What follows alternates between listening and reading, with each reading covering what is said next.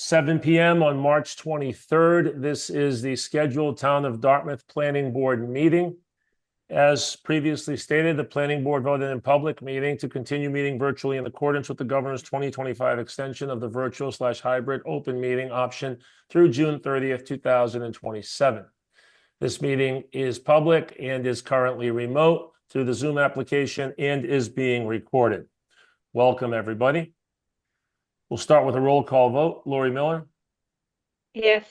Margaret Sweet? Here. Kevin Estes? Here. Helio Rosa? Here. Nick Psychopatis for the record here. Good evening. This brings us to the agenda item public hearing, which is a public hearing for an application for planning board special permit known as PSP-25-2, better known as 813 State Road, which we are all aware of.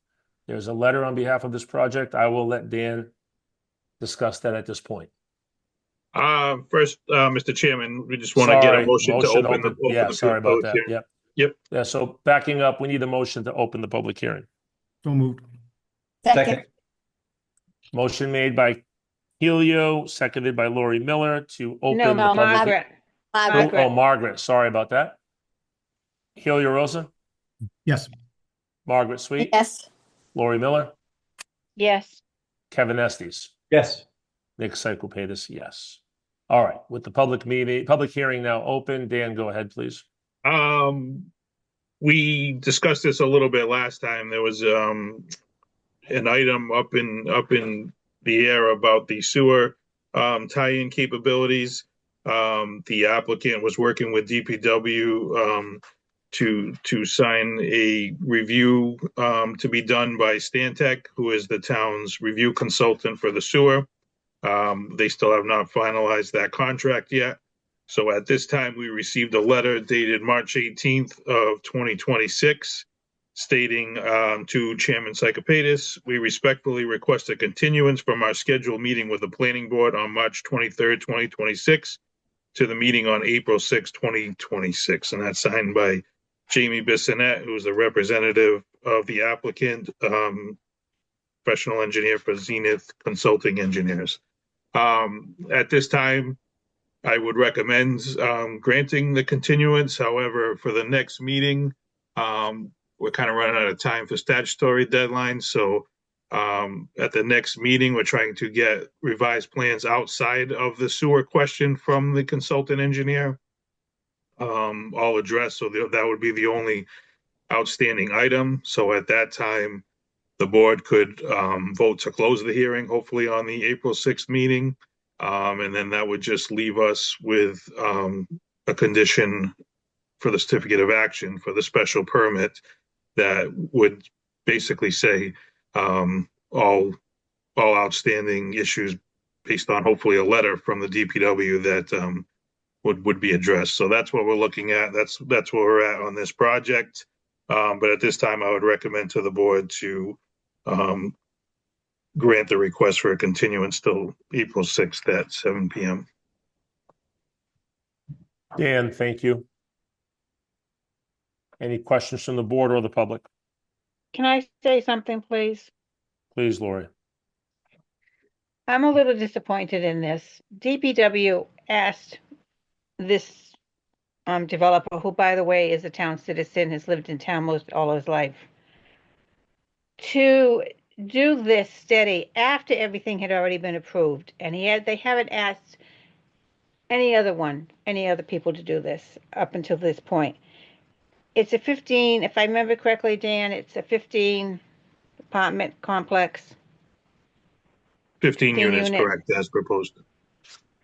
The same developer has an apartment complex in the neighborhood and is well run, very neatly taken care of.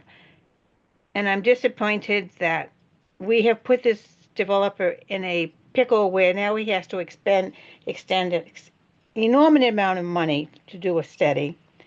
Not only that, the cost overruns on this project is going to be enormous because of the cost of materials and the cost of labor. And I'm just very disappointed in the town. It's not us. We're ready to go. But I'm just disappointed in the town that this is a town resident that's not being picked on, but asked to do something that in the past no one else has been asked to do. Thank you for letting me speak. Thank you, Lori. Anyone else?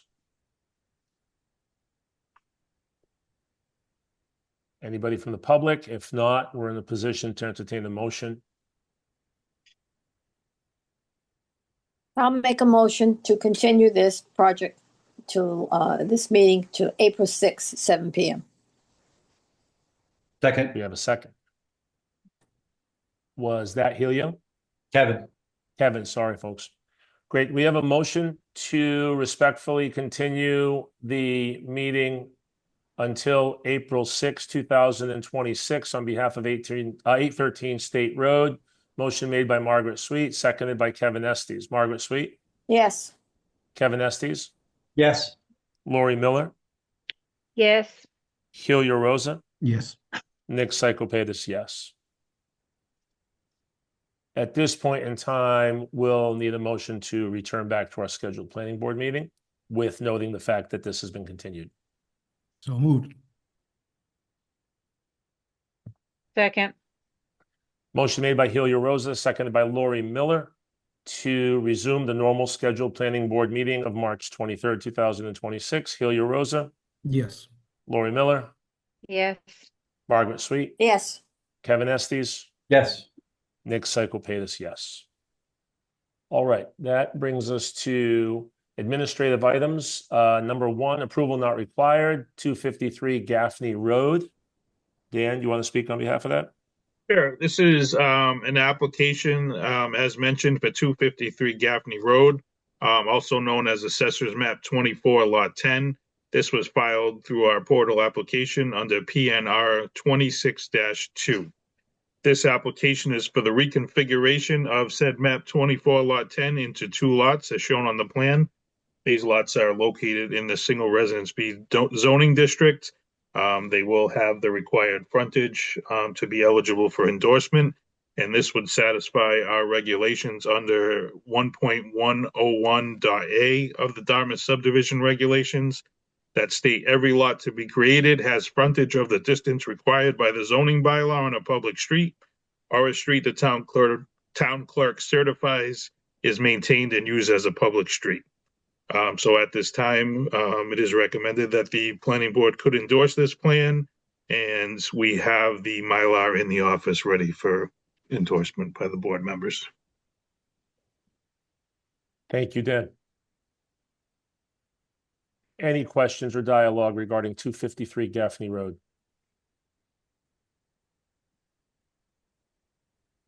If there are not, based on the fact that it's an A&R and we've all reviewed the plan, we could entertain a motion.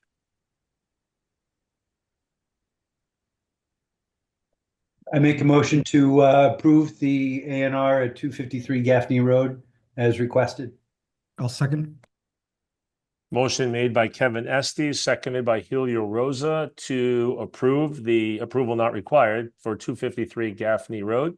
Kevin Estes, Yes. Helio Rosa, Yes. Margaret Sweet, yes, Lori Miller, yes, Nick Cyclepatis, yes. Thank you for that. At this point in time, we could have discussed this in the beginning. We are awaiting town council this evening, but based on the fact that he will join us when he joins us, we will move beyond number 2, the potential changes and appointment for Article 24 changes. Dan, am I correct? We can proceed to number Yes. 3 and 4 accordingly? Yes, we'll Great. just table number 2 for the time being. Great. Do we want to table number 3 as well and start with 4 and then roll back into production and article changes, or do we want to go in order? It's up to you. I mean, the housing production plan, I believe, Dan, is something that you were hoping and we, the board, at this point in time, should be looking to approve, correct?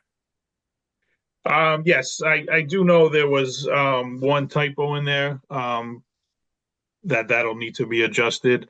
If any of the other board members have any comments, but at this time we could go on to number 4 and then return to number 3. if the board so chooses.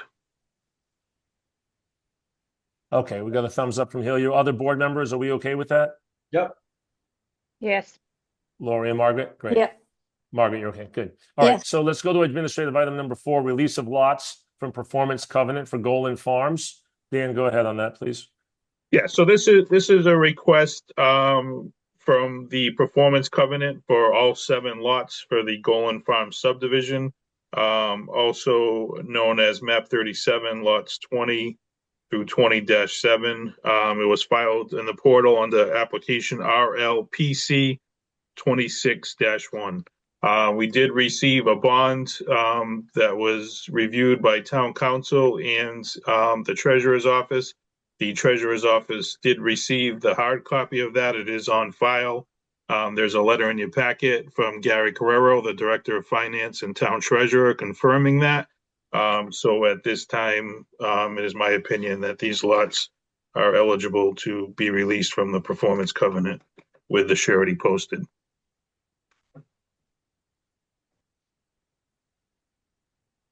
Thank you, Dan.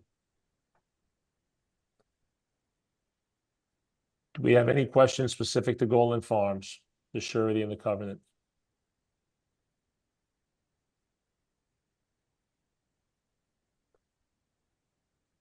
I'm fine with it because everybody's looked at it, so, everybody said okay, so I'm Agreed. fine to do that. Agreed. Great. If we're all comfortable based on the letter provided and what Dan has shared, at this point in time, we can entertain the appropriate motion. so moved. Do I have a second? Second. Motion made by Lori Miller and seconded by Helio Rosa to release of lots from the performance covenant as requested regarding Golan Farms. Lori Miller, Yes, Helio Rosa, Yes. Margaret Sweet, Yes, Kevin Estes, Yes. Nick Cyclepatis, yes. At this point in time, we can have some discussion regarding our future zoning if we would like, and we can also go back to the housing production plan as we await town council. Why don't we talk about the housing production plan Yes. for a moment? Dan, would you like to perhaps point that one item or make a point of that one item, and then anyone else can share what their concerns are? Sure. So on page 78, there was a question about the ADU size. Hold on, let me get to the document.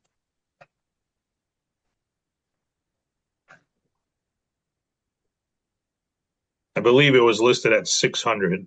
The state regulation is 900, and the town would actually let you go up to 1,000. So we just want to get that cleaned up.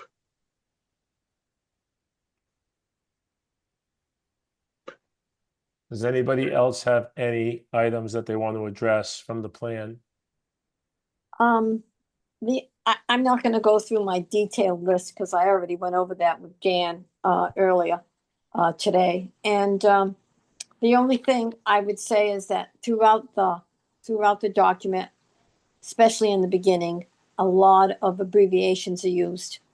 And if you're not in the town or you're not working with the town, some of these abbreviations people don't know, that they really don't recognize. I'd like to see in the beginning if they would put like SHI, subsidized housing inventory, if they would put that in there, then in quotation marks or whatever those little things are, put, SHI so people can understand that without having to go back to the legend, which is in the back. So I think that would be one thing that I would like. And I don't know, Dan, should I go through my whole list or just, because some of the things you said are boilerplate anyway? Yes, if you like to, I would bring them up, let the board be aware of your concerns. One thing that I can speak on, the question regarding those 2 subsidized housing Yeah. questions Huh? on page 33. Right, There are 2 listed without addresses that Ms. Sweet asked me to look into on North Hicksville Road and Bolton Street. So the answer I got, these may be group homes, and as part of the filing for group homes, they're not allowed to list the addresses. Okay, So that was the thoughts, whether or not that's, I can't confirm 100%, but that would have to be requested. The state keeps that inventory. But that was the quick answer I got on those two. okay, that's fine with me. They talked about, I think it was page 12, deed restrictions in perpetuity. That's a little concerning to me forever. And they want us to pick specific sites. This is page 13 for 40Bs. I don't know how we can pick specific sites for 40Bs, and we may not have to because of all the 40Bs we have now coming before the town. Dan, if all these go through, will we reach our 10%? Yes, we should be well over it if everything as proposed goes through. So we don't have to be too concerned about picking other sites in Dartmouth for 40B. For a while, anyway.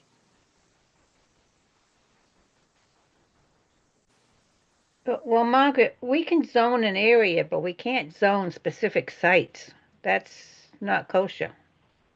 Right, Dan? This, I mean, this was, through the chair, this is more, just identifying specific sites for which the municipality will encourage the filing of a comprehensive permit application. I don't remember that being in the discussion we had. I might have just missed on that one, but, I don't know, but that was, I think, Margaret's point. I don't know if we want to get in the business of recommending sites for future 40B locations. And it is sites, Lori, it's not locations, it's sites. So I really don't think we can do that. That's my opinion. So we can leave it in there because I guess it'd be tough to take out. Let's see, what else? You addressed the 4 units. I guess that's about it, Dan. The rest, I guess, is not that important. The correction you made was important, and the 40B. I will reach out to the representative from Serped to clarify that one. And I still feel that we should do something about all the abbreviations used in this report, maybe as I suggested.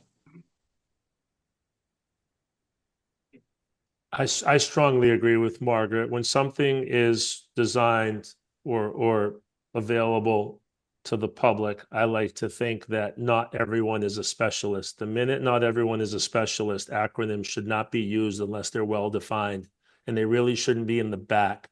They can be in parentheses the first 3 times they're used on page 1, 3, and 5, and then become a functional acronym. But for the public in general, or the lack of a specialized individual reading a particular document, acronyms are not very useful. And the other thing I want to add to, I couldn't assume a better way than to buy us trouble in the future than to use the word sites as indicated here. I just, the legality of it up front seems bothersome to me. And I think it puts us in a position for a lot of pushback and eventually scrutiny and a finger pointing at this board or whoever uses this housing production plan as an operating document. So, Dan, I'm not sure how much room there is or isn't, but I'm with Margaret on the word sites. I don't, well, I believe Lori or Margaret or both. I don't like the word sites.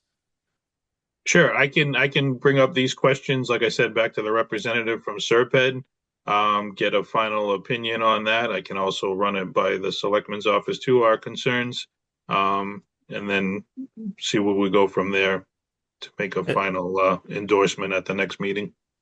And the instinctively, what comes to mind is that there are too many adjacent abutting sites that we would identify today or tomorrow.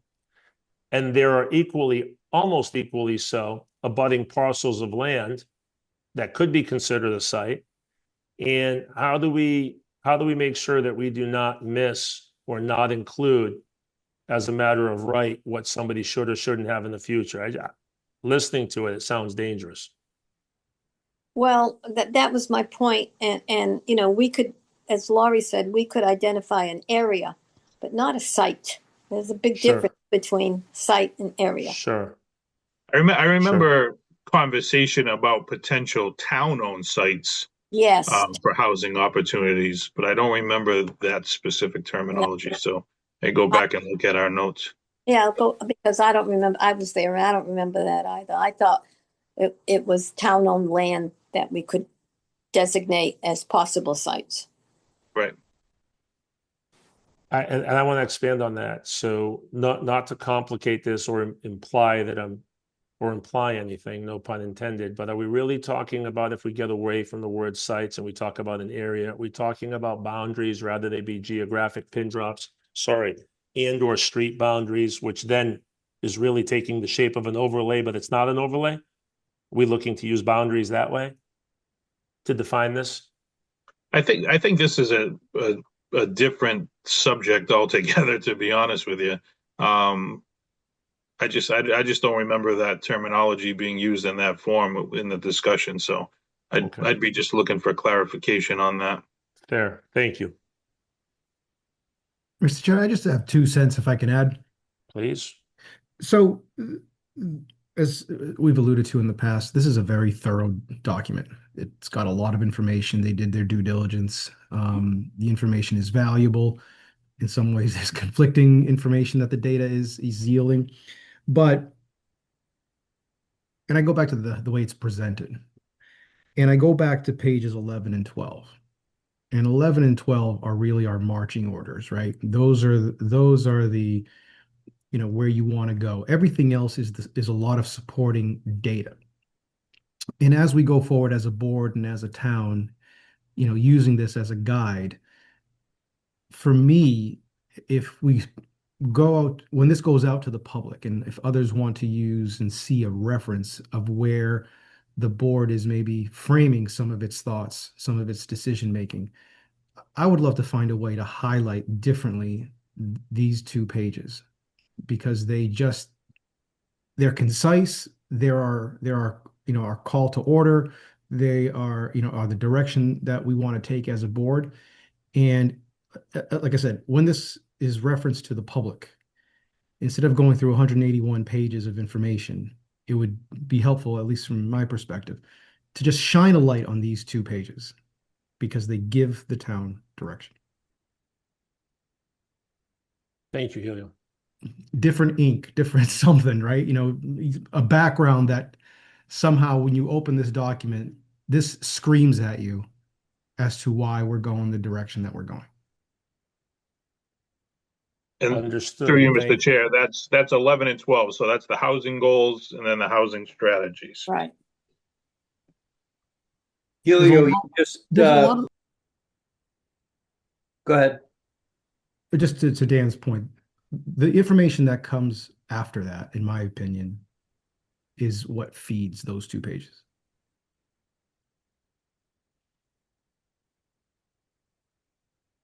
Right. Anyone else? That's the main summary of what this report is That's the shooting hook. for. That's the Right. hook. Right. And so how do we better identify it? How do we better communicate that to the general public that might not have an appetite to go through all 181 pages? Okay. I will bring that up.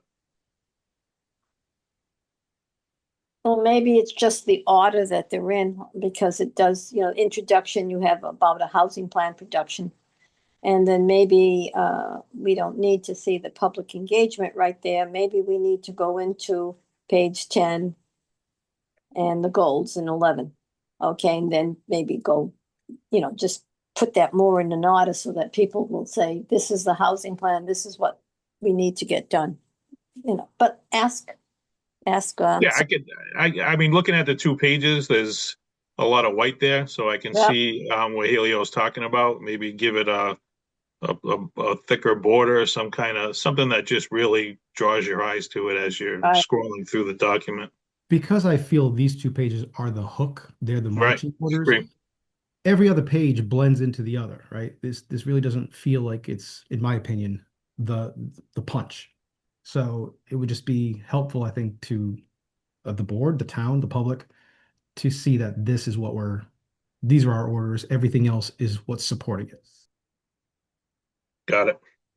And I guess that begs the larger question of, it's great that we're coming up with this housing production plan. It's important. It satisfies a lot of, requirements and a lot of thought has gone into it. But more importantly, how is this going to be promoted and put out to the community beyond just the production of the plan? I think that's in addition to maybe changing the presentation of this, it's that how are we going to push those 2 pages out? I mean, really, that's effectively marketing this information and the goals and the strategies. How is this going to be pushed out to the public as opposed to just, here it is, it's saved in a nice PDF, you can download it from the website if you want. I think that's these 2 pages should be part of a marketing plan. Agreed, Kevin. Well, when we've got the final draft, Dan, doesn't the selectmen make some comments on this? Yes, At the- after we make Right. our endorsement, then it'll go before the selectmen for Right. final approval too, and then they gotta send it to, The state, isn't it?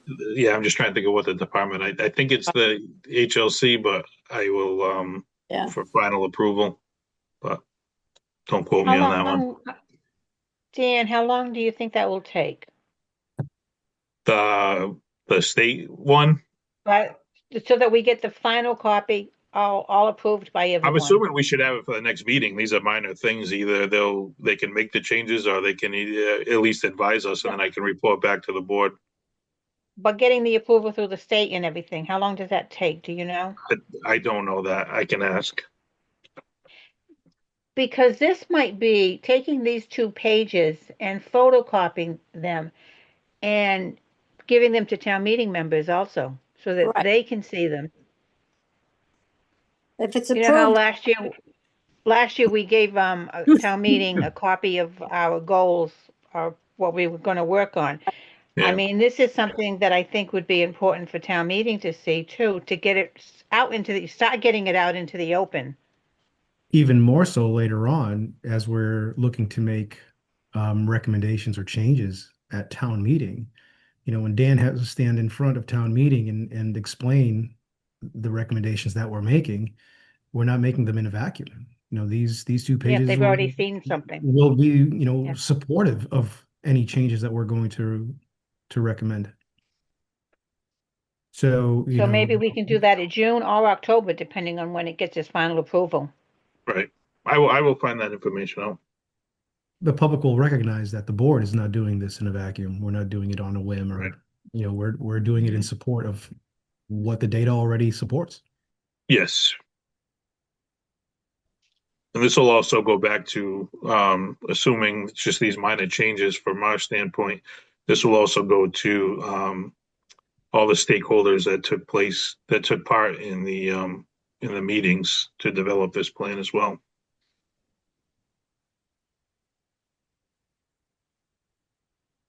All right. We're comfortable at this point with the fact that we've covered the housing production plan to date? yes, If sir. so, Mhm. if so, once again, as we await town council, we can move on to agenda item number 5, our ongoing discussion regarding Dartmouth future zoning. I have a question though. Do we need to vote on this? Dan, do we need to vote on this production plan tonight? I mean, if the board wants to take a vote to continue the discussion until the next meeting, I don't see any issue in doing that. But we need to take a vote on this to approve it so it goes to the Board of Selectmen. Right, we're gonna give a recommendation for approval, so Serpent can go to that. So we can either just table it to the next meeting, or if the board feels a little better about making it official and just continuing the discussion till the next meeting, I'll leave that up to your discretion. Well, they're gonna come back with some changes, aren't they? That's the hope.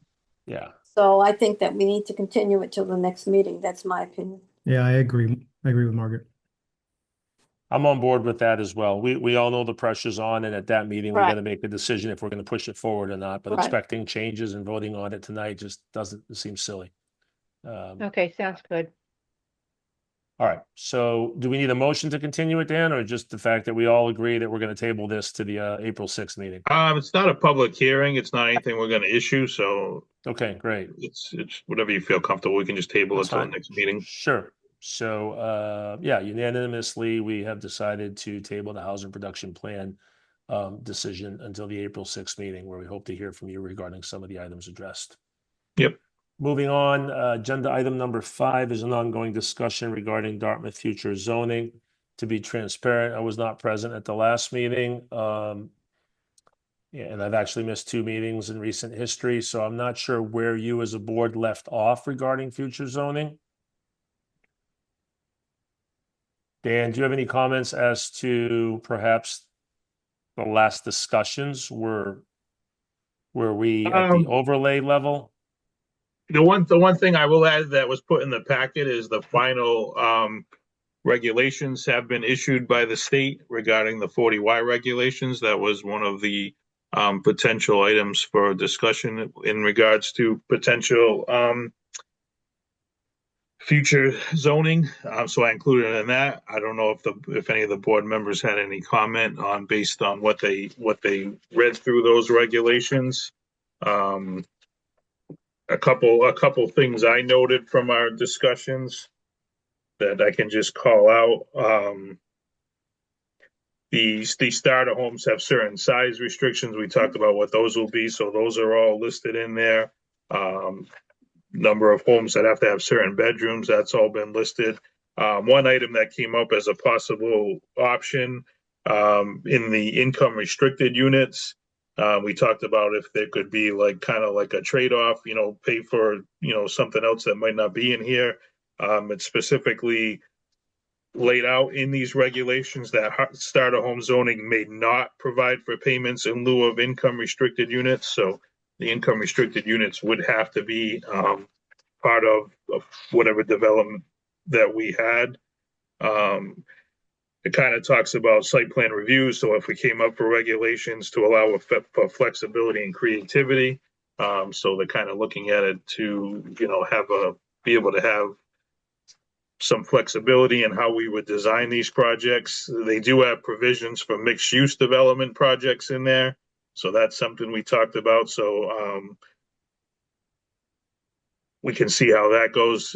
As of today, it is my understanding that no towns have adopted a 40Y district. Obviously, they just came out last Friday, a week from last Friday, but in their packet on Friday. So we don't really have much to go from an actual in somebody's zoning regulations. So we're kind of just going by what the regulations are right now. Hey, Dan, Yep. if I could interrupt, I have a question on a related issue that you just kind of touched on a little bit. We came up with our own ADU bylaw. Yep.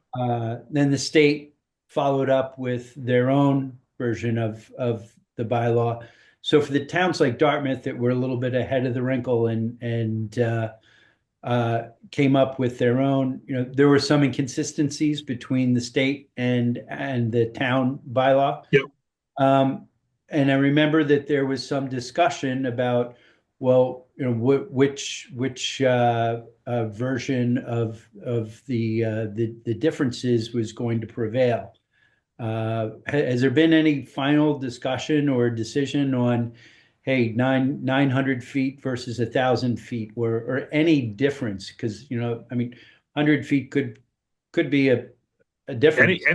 Yep. So through you, Mr. Chairman, anything that we had in our bylaw that's more restrictive than the state, we can't enforce. You're not. Cannot enforce, correct.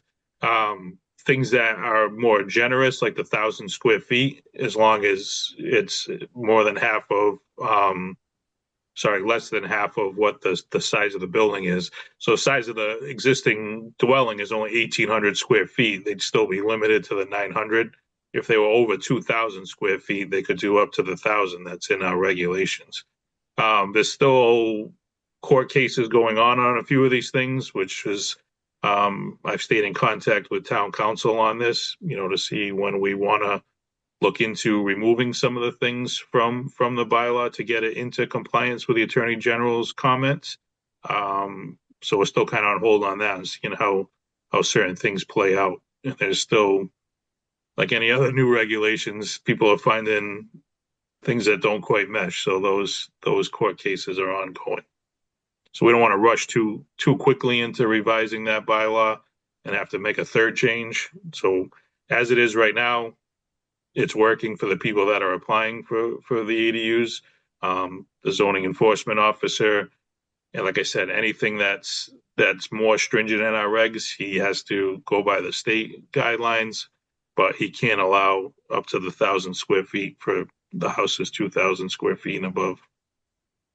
So I'm taking a look in the past and using that as a platform to look into the future of these zoning changes that we contemplate and continue to contemplate. And I give us, a lot of praise for being proactive and ahead of the state momentum for some of these changes. But I'm just we should understand what ramifications might be of being ahead of the state mandates that might come down. Correct. And one thing I mentioned to a few of the board members that have come in, I also, so last Friday or the Friday before, I watched a hearing in front of the State House. If you have any of the board members have time and want to look into it, the proposed House Bill number 5,000, they're proposing to basically get rid of home rule and say any lot that's existing or proposed 5,000 square feet with 50 feet of frontage has to be given a building permit if there's town water and town sewer.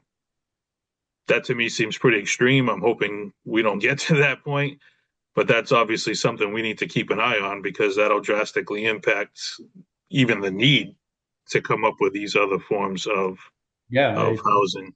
So, try to keep an eye on as much as I can for what's coming down. But yeah, you're 100% correct. These 40Y, they are official. They are on the books. So we do have that as a reference point if that ends up being one of the options we want to go by. That new housing bill has been talked about in I think both the Globe and the Herald. Maybe even Tim Dunn talked about it because it's really rather extreme. Very extreme. I think. Yeah. I guess maybe, and this is just my opinion off the cuff, I guess they don't like towns anymore. They want every town to be a big city. And that's what, to me, it feels like they want to do because. Well, that was one of the things in discussions. The towns they were referencing were lots where, the max minimum lot size was 15,000 square feet. Right. So there's a big difference between going from 15,000 to smaller lots and going from 80,000. In our benefit, most of the 80,000 square foot lots in town don't have town water and sewer. There are a couple areas where that would impact, but most of it wouldn't be eligible for that because there's not town water and town sewer. Just on a note, Mr. Chairman, I did notice that Attorney Cruz has joined the meeting. Great. So if you want to make the switch. Let's pivot here. First of all, good evening, Brian. Thank you for joining us. Hi there. At this point in time, we'd like to introduce and thank Town Council Brian Cruz for joining us specific to administrative item number 2, the appointment regarding potential changes for Article 24. Brian, fair to give you the floor at this point? Sure. Thank you, Mr. Chair. So this came up through Dan. The general idea being is there was a lot that was considered in need of revision for the site plan revisions of the bylaw. Out of the discussions I had with him, what really came up was that ultimately the board seems to be looking for more flexibility, to be able to look at things on site-by-site basis and be able to be a little more flexible in how standards get applied. And so what's being done here is removing a lot of the standards from the bylaw itself, and instead granting the board the ability to create standards by regulation. This has two consequences, one of which is if you feel that a standard doesn't work anymore or needs to be tweaked, it's much simpler for you guys to go and revise your regulations than it is to update the zoning bylaw. So that's one. And then secondly, you can't grant waivers to the zoning bylaw. That's a variance. Planning board doesn't have that authority.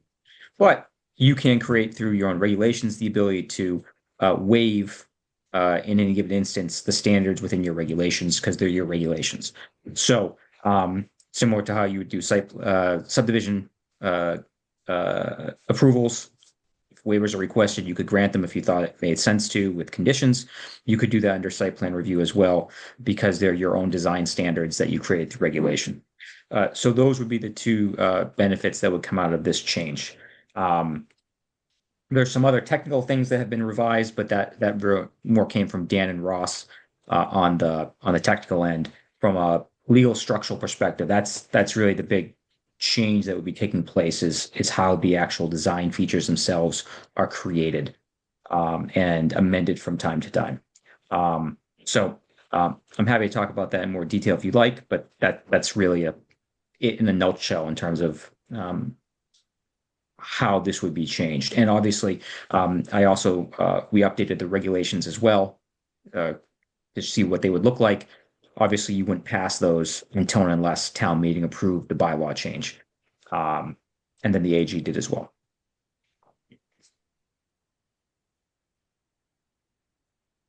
Thank you, Brian. Can you folks hear me okay? Yeah. Yeah. I'm sorry Yeah. about that. I'm just having a little bit of an issue. Sorry. At this point in time, do any of us have any questions for Brian as it relates to the changes?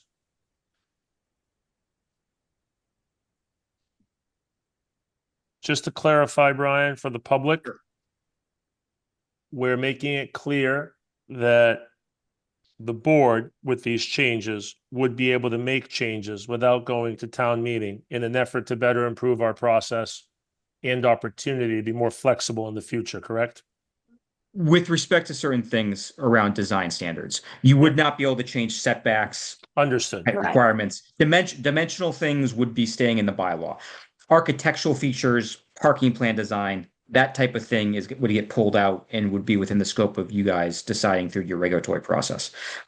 So the guts of zoning aren't getting changed, but it's the more aesthetic features.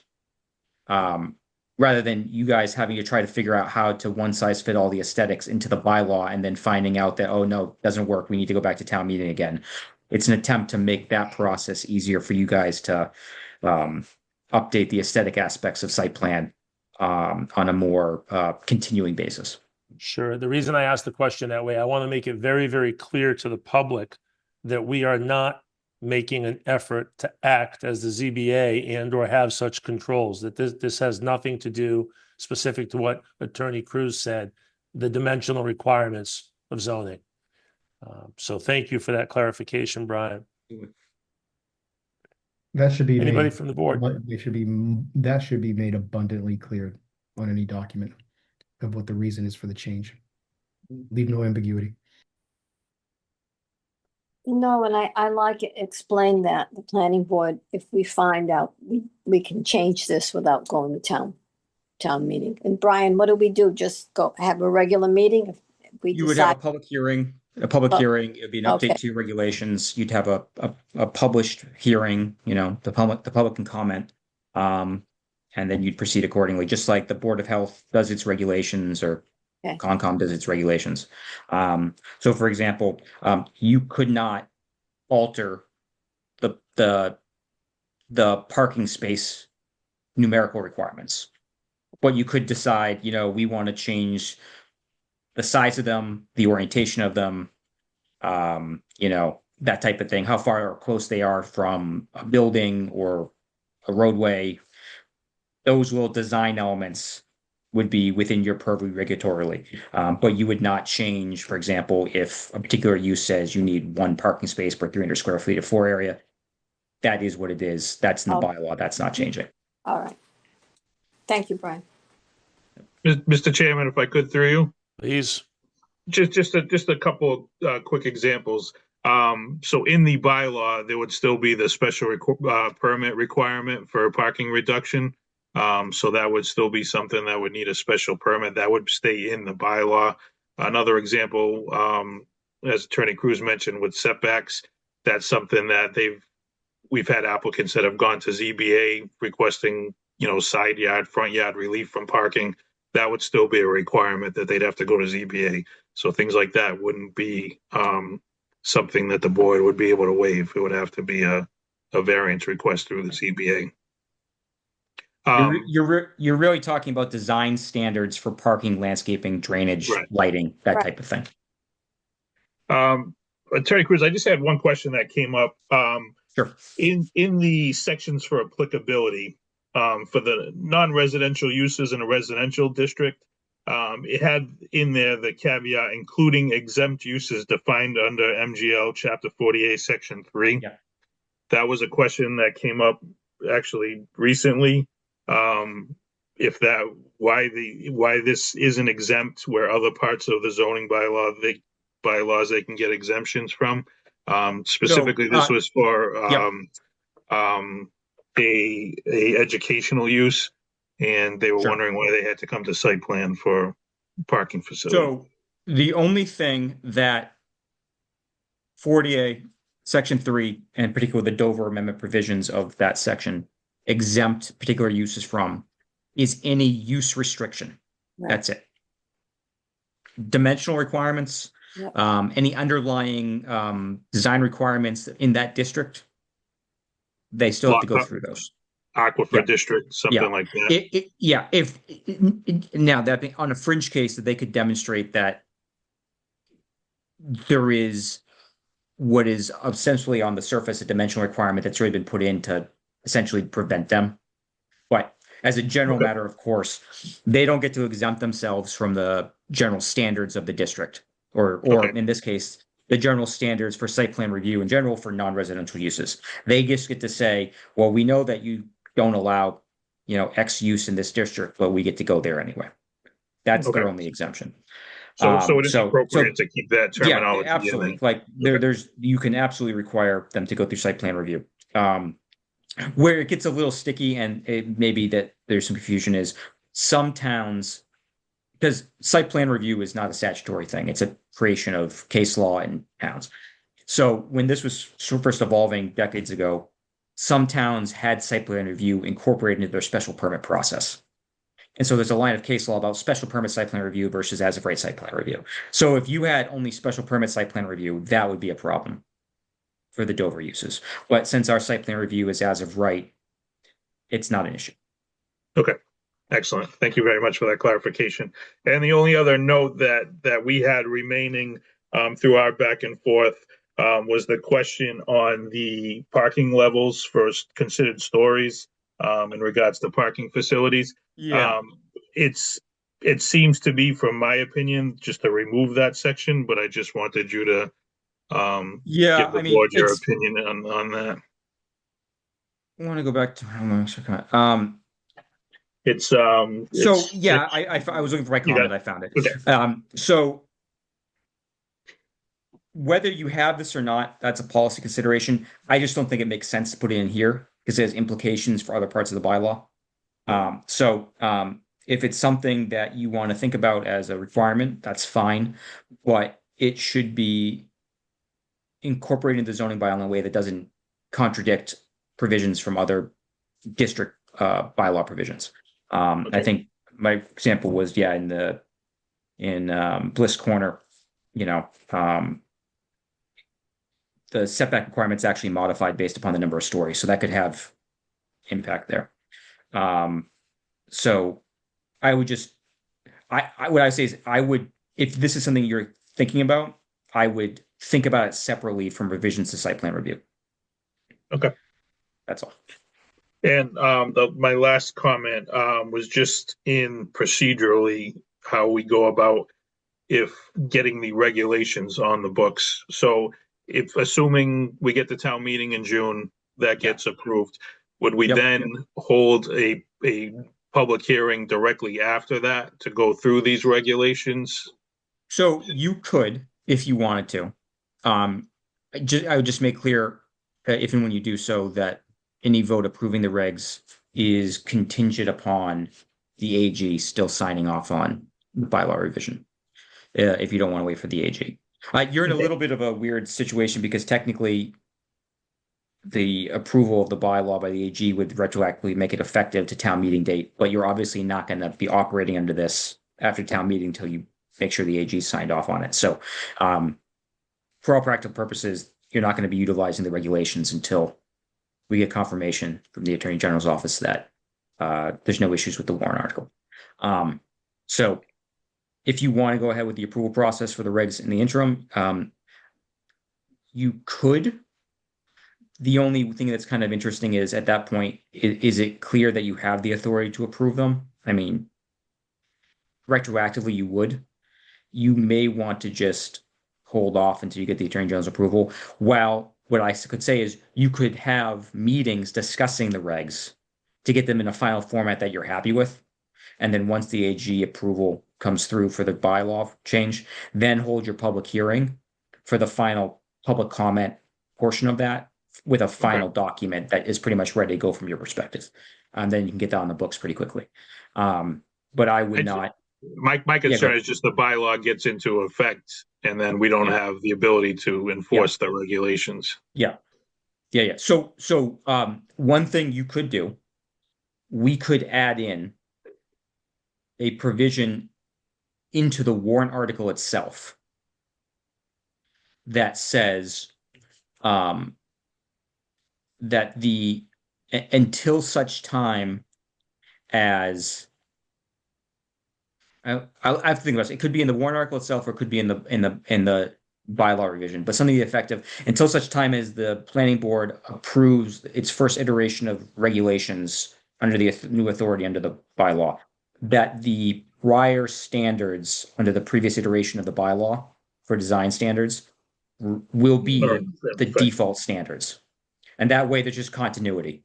And even though they're not in the bylaw anymore in detail, it's referencing the earlier version of the bylaw saying those standards are the standards until such time as the board promulgates their own specific standards. And that's probably what I would say is the easiest course of action on that.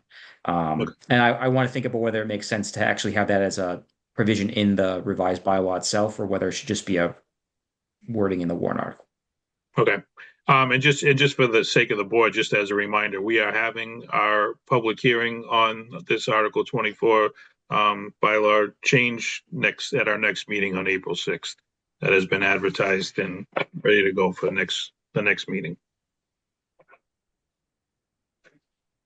Okay, thank you, Dan. Thank you. Great.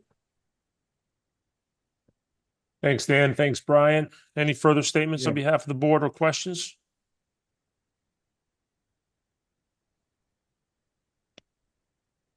I'd like to add, I caught the tail end of your conversation about the new potential 5,000 square foot legislation. And that's the best I can say is, and I've told this to Dan as well, is at this point, it's very hard for me to recommend anything relating to long-term planning because every 6 months to a year, the legislature is just throwing something new out. Or the voters are, or I understand if you are frustrated because I actually, it's unclear to me how you can plan out zoning or development of the town under more than a 6 month to a 12-month cycle at this point, because you just know what's going to happen coming out from Beacon Hill. So that's tough. It's very tough. Especially when it's this extreme. Yeah. So we'll see what happens. Unfortunately, cities probably have the ability to understand what their average revenue is per square acre. And clearly the average revenue per square acre in a town, in any town, is not going to perform accordingly because it's a density issue.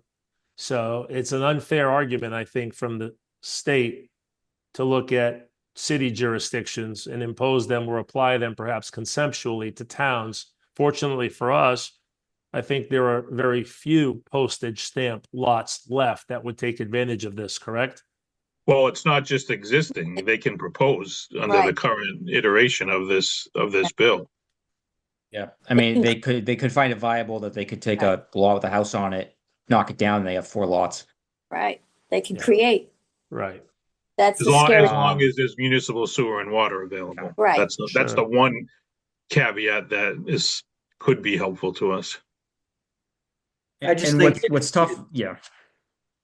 I just think you can't, on an issue like this, you can't legislate the whole state and each town with its own specific changes, its own specific history that makes it what it is. You can't legislate just across the whole state and impose rules like this. This is what they did with the MBTA communities. Yes, they did. Yep. I know, but it's not a good direction. I No. mean, it's not. I object to it. Well, and just procedurally as well, leaving aside the politics, they're not really understanding how municipal governance works in towns with town meetings, and like it's not a schedule where you can just react quickly. Right. It just isn't. It's not a city council. Like it takes a year or more of planning to get things ready to go and run a town meeting, and then who knows what happens at town meeting, and it's just it doesn't move quickly. And the legislature just seems to be frustrated that things don't move quickly, and so it's just a constant iteration of, oh, what about this? What about this? What about this? So, we're getting more and more of the state level regulation of zoning where you're actually getting regs out of the state that override the local zoning. You guys didn't have to deal with MBTA communities, but the ADU stuff is still, impacting us. So my guess is we get more and more of that, where suddenly you're getting a state level regulatory scheme that overrides the local zoning to some degree. And we'll just have to, deal with it the best we can. But Brian, that is the plan, and it's really frightening because our towns are very important to the state of Massachusetts. They really are. Yeah, We I mean, have it's a lot of agriculture, a lot of different things that you can't get in a city. yeah. Yeah, I understand the frustration, and out of professional obligation, I refrain from giving any opinion as to pros and cons. But I will say it complicates things on the legal end dramatically, I and bet it it makes your guys' job very Right. complicated. And that's unfortunate that you are in a constant reacting phase. I mean, we spent 2 years updating the ADU bylaw only to find out 4 months later that it was meaningless. Right. So that's kind of just where we're at now with how things are coming down on the housing end. Brian, in the high likelihood that somebody tomorrow morning is going to call one of us and ask irately about this 5,000 square foot thing, they're going to call it thing. Where is this bill at this point in time in process so that we, the board members, can respond accordingly? Yeah. So it's actually it's a voter referendum. That is what's currently happening is the legislature is seeing whether or not the latest my understanding is there's 2 referenda. There's one to make this really small lot obligation statewide, and then there's separately the rent control provision that would. And it seems like the legislature is saying to these 2 groups, because they're basically at loggerheads. They literally, like, one is going to you can't do both of those in a way that actually works. So the legislature seems to be telling the 2 groups, could you come up with something that is a compromise that we can just pass as a bill? Got it. So the answer is you guys can't do anything about it right now. And it's not even clear the legislature is going to do anything about it. They may just toss their hands of it and see what happens at the next election. So, we'll see. It's one of the things that happens when you have a voter petition, is that the language doesn't get crafted necessarily in a nuanced way. And it is what it is. So, But but I, if someone calls you irate, they have a right to vote at it if it's vote on it if it's on the ballot in the fall. That's best I can tell you. You call this a referendum. It's a non-binding referendum. No, well, it would change state law. right. It is a binding referendum. Yeah, it's just it's being done by voter initiative as opposed to through the legislature. The legislature's holding hearing on it because they're trying to figure out if there's some way that they can do something that, and again, this is my best understanding, do something that would be enough for the proponents. So they drop the petition off the ballot without, but doing enough that they do that while also the legislature being able to tweak it in ways that don't cause such problems to municipalities. But unless it gets tossed by the courts because of some technical procedural reason, it's going to be on the ballot if they don't volunteer to withdraw it. So it's interesting that the legislature has been holding hearings on this, but it was not initiated by the legislature. And I think Dan mentioned it's pretty funny because the state's push was all 40Y, and then this came out. And that was brought up Unrelated. at the meeting that the 40Y regs just went into effect as a potential solution to some of these concerns. So Who are the proponents? They that's have, now they, you're they, getting have, into they have an acronym. I'd have to go back and see what now their you're getting into the acronym was. details that it's not. I don't want to speak to something that I there's no way I could give you that level of granularity. Yeah. But it has been in the Globe recently, a bunch of stuff Yes. about it. MMA was just up on Hill talking about it. So I'm sure you're going to see a lot more in the papers. Oh, you are.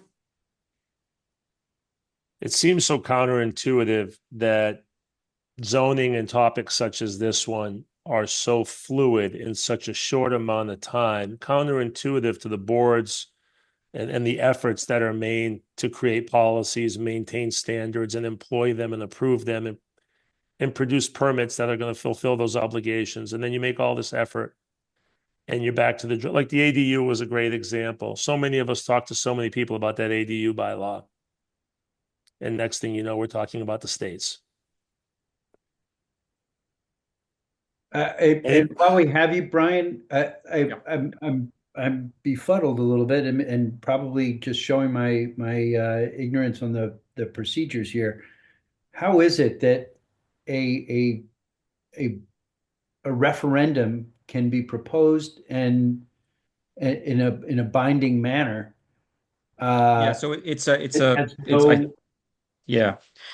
I believe it's a provision under the state constitution. And they got enough signatures and it got signed off on by the Attorney General's office, is my understanding, and then it forces its way onto the ballot. Wow. Okay. I think it's interesting. I think there's a lot of these potentially on this year's ballot. It historically has not been used that often. And this year there's going to potentially be a lot of them. And that's kind of the big news, actually, more than any individual topic, is the fact that there are so many of them at once. I mean, this is how marijuana was legalized in the state. Yes. It didn't start in the legislature. It started through this process. Okay.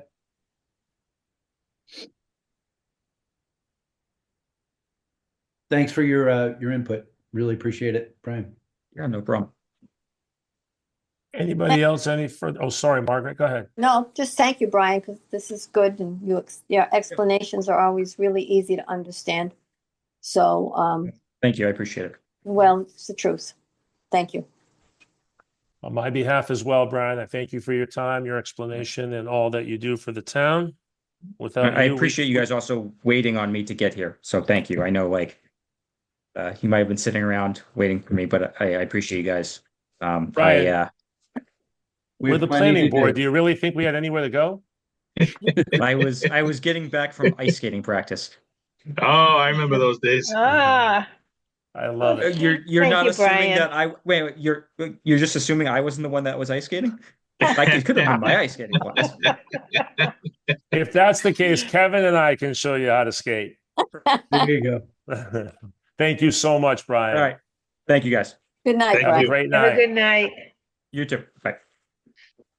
Well, now that Brian's gone, I'm pretty sure all of our heart rates are up about 30 points based on that. It's disappointing. That is frightening. I think I think that gave you a good gauge on why I kind of hold off on certain things when we Yeah. talk about things, to give a little pause on some of these items of discussion. Listen, if the voters approved an audit and that hasn't happened, maybe there's hope for other. No, that's a big thing. different thing. It's a different It's a thing. different thing. The I thing, can't the thing see- I get fear from is that they passed the MBTA, they passed the ADU. Right. That's what brings me fear on this subject.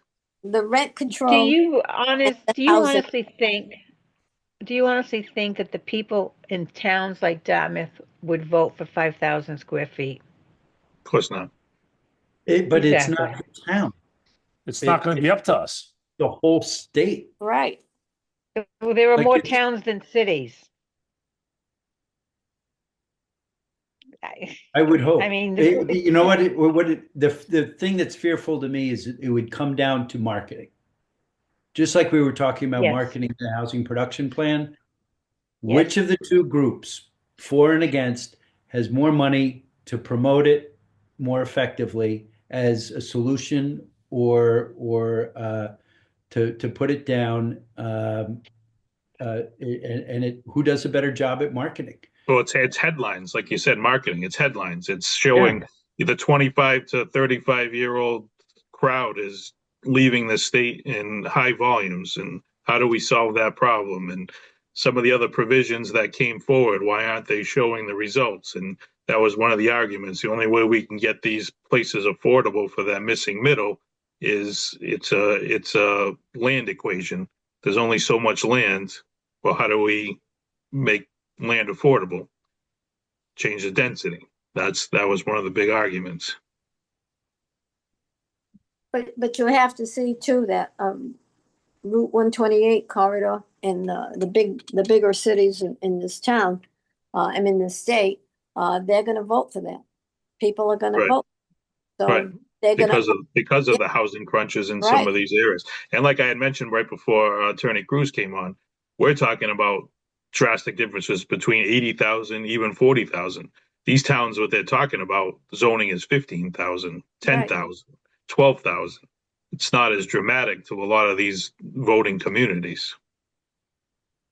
I think any community that doesn't have the majority interest as it relates to the word preservation, they're gonna vote this in.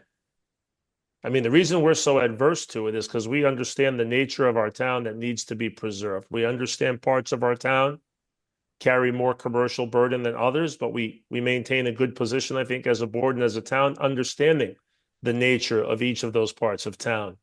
Take away the act to preserve, maybe take away the disparity between the volume in the commercial sector versus the residential and the rolling green pastures.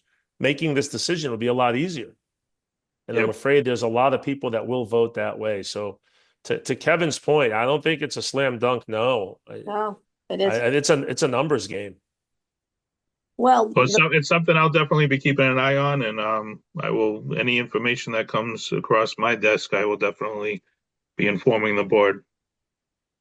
I send you a lot of stuff when I see it, Dan. Yeah. You know, because and the rent is rental units are another problem. The big rent control's a very big problem. Okay, that's a very large problem because we don't have a lot of multifamilies, but that is a problem concerning landlords, because if they can't raise the rent, if you sell, I think it's four family, isn't it, Dan? The rent control would be for above four families.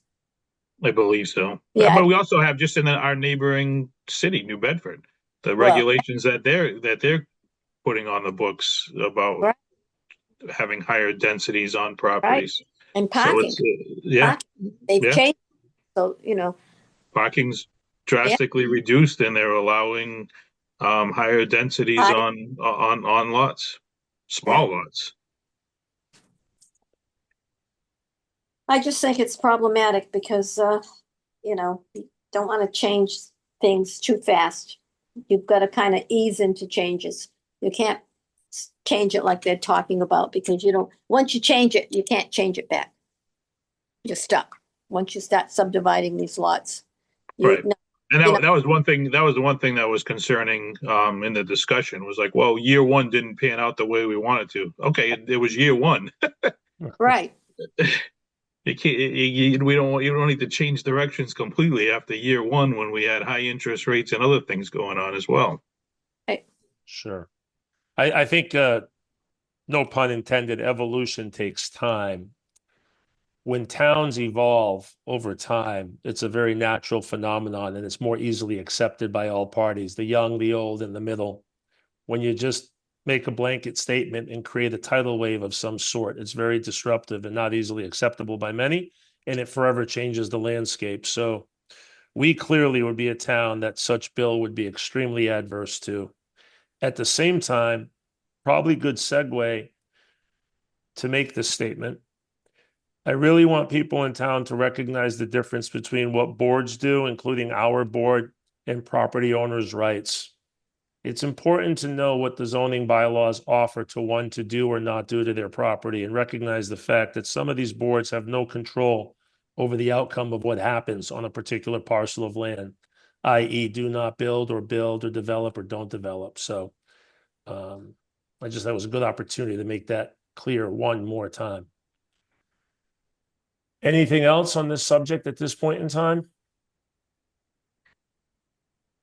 If not, number 6 regarding minutes, Dan, correct me if I'm wrong, you made it clear that the minutes are not ready? They are not. I had this on my agenda just for the benefit of the rest of the board. We get our agenda set up on Wednesday. I left this on there with the hopes that we would have them before the meeting. We did not. That's why it's still on the meeting, but this will just be an item that'll be pushed on to the next meeting. Great. So we'll table the minutes for the March 9th meeting to the April 6th meeting. Number 7, correspondence, City of New Bedford, Dan? Just typical notifications that we receive, so I would just recommend that that's just acknowledge and file. So moved. Second. Motion made by Lori, seconded by Helio Rosa to acknowledge and file correspondence. Lori Miller, Yes. Helio Rosa, Yes. Margaret Sweet, Yes. Kevin Estes, Yes. Nick Cyclepatis, yes.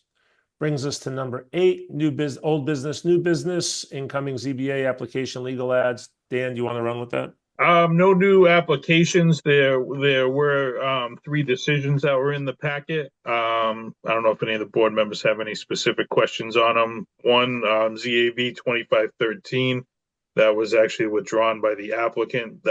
We had talked about it at a meeting. I don't know how far back. It had been continued a few times. This was for a use change on the old City View where the ice cream shack was, for those that are familiar with the area. But the applicant decided to withdraw that. The other 2 weren't really under the concerns of the planning board. One was approved for a pool house, and the other one was setback relief for a house addition. That was it for property have a zoning pool? decisions. Excuse me? Does that property have a pool? They're proposing a pool. So this is for tap plumbing. Anything that has plumbing in a accessory building has to get a special permit from the ZBA. They have certain conditions they put on it, to make sure it doesn't turn That was half a joke. Oh, sorry. Sorry. little slow Rather we today. had the ADU, you know. You really don't have, Right. That's a. you They really could just don't go have the. to, you don't They have could to just go hide. the ADU route, and then they wouldn't have to do this. But this is specifically, that's the way they went their permitting route. So And that's crazy. Any subcommittee reports? Uh, yes, the last meeting of the community preservation, we approved to take to town meeting, warrant recommendations. I can tell you, basically what they were. I won't go into the amounts or anything. DCTV, they needed renovations. Duval Field, which is, property off of, Hosnick Road. Crapo Field lighting rehabilitation. They want to, they needed some funds to make the fields for baseball a little brighter and a little, no shadows so for the kids. And the Dartmouth Cultural Center needed, they needed, funding to complete the work that they're doing there. And, the Dartmouth, Farmland Agricultural Commission has, requested some money to start looking at purchasing farms again for the town. And, all those were approved and they will all be at town meeting. Very nice. Thank you, Margaret. You're welcome. Anyone else?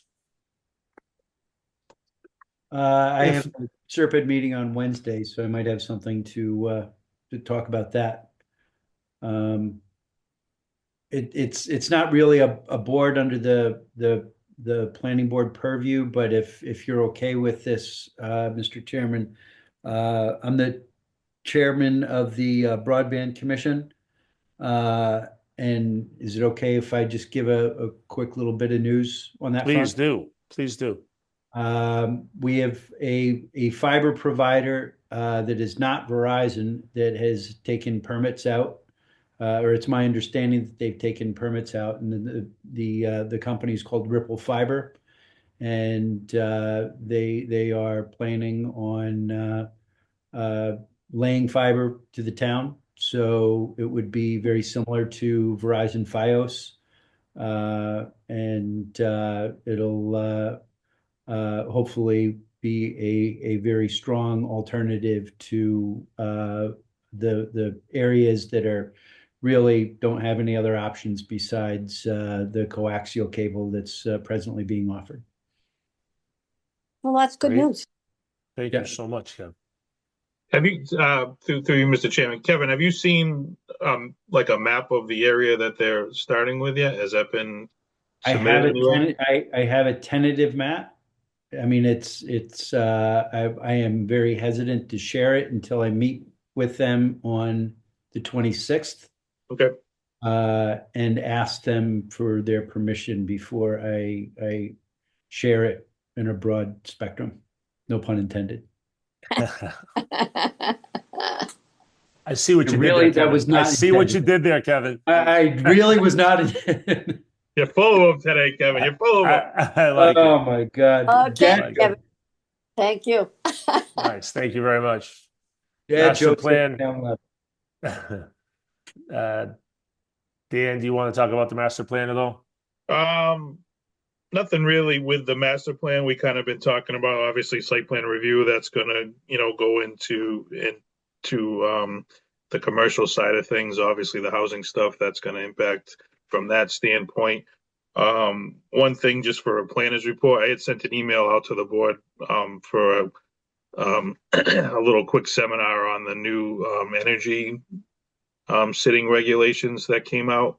One thing that was advised that we're going to be looking towards maybe as soon as even for fall town meeting, are regulations in regards to at a minimum battery energy storage systems.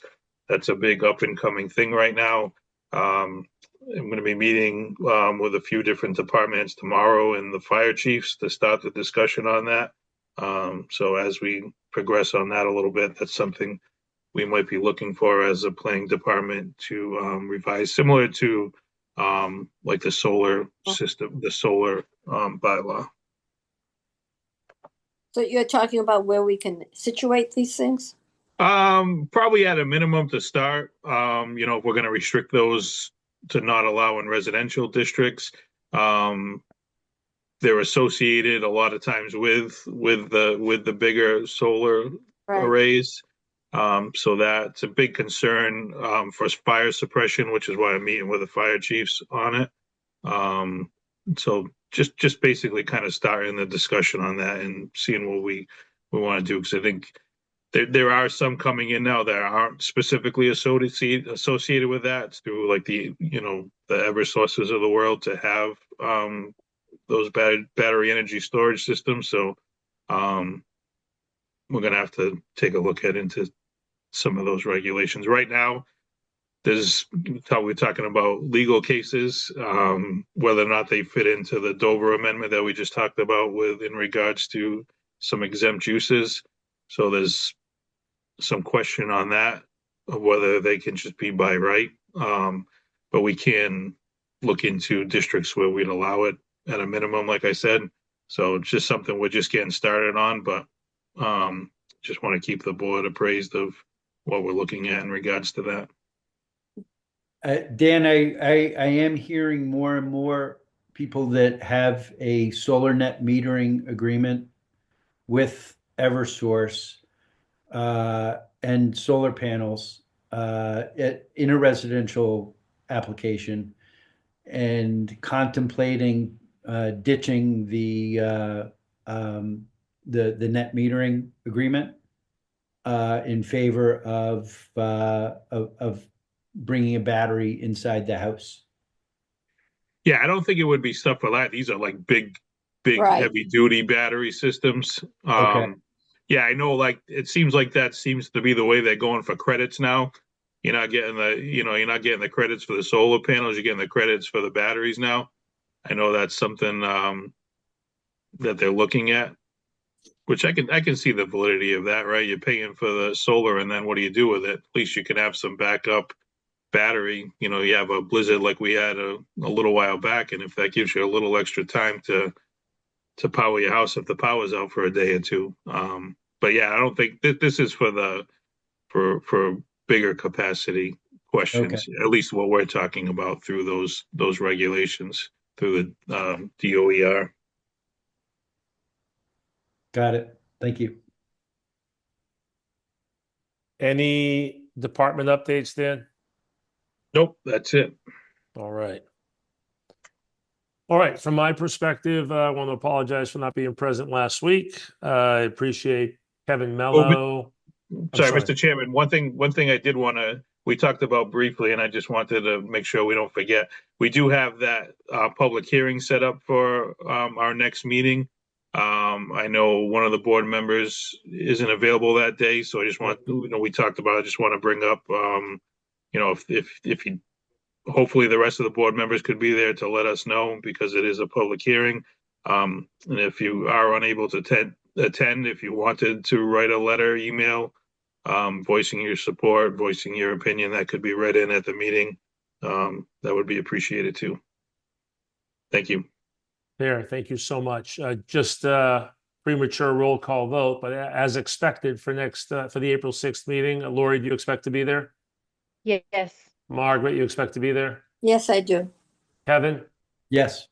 Great. And Helio, perhaps we can proceed with something in writing, No supporting problem. your position, and we'll read it in, being that No it's a problem. public hearing. Yeah, perfect. Great. Thank you. All right. Thank you. Keep it short from my perspective. I know April 6th is our last meeting before the election in town. Then we'll have our first meeting after the elections. I think it's important that perhaps we start thinking about election of officers and what the following year looks like. And more importantly, we're obviously here because we all contribute during the elections and we vote and so on. And there are some contested races. And I think it's very important that we work appropriately for whoever we think our candidate is and why we're in support of that candidate, and work hard throughout the town to get that candidate the appropriate support he or she deserves. With that said, I don't have anything more. Number 9 is the magic motion. If anybody wants to share anything at this point in time, fine. Otherwise, we can look to adjourn. Motion to adjourn. Second. Motion made by Margaret Sweet, seconded by Kevin Estes to adjourn the meeting of March 23rd, 2026. Margaret Sweet, Yes. Kevin Estes, Yes. Lori Miller, Yes.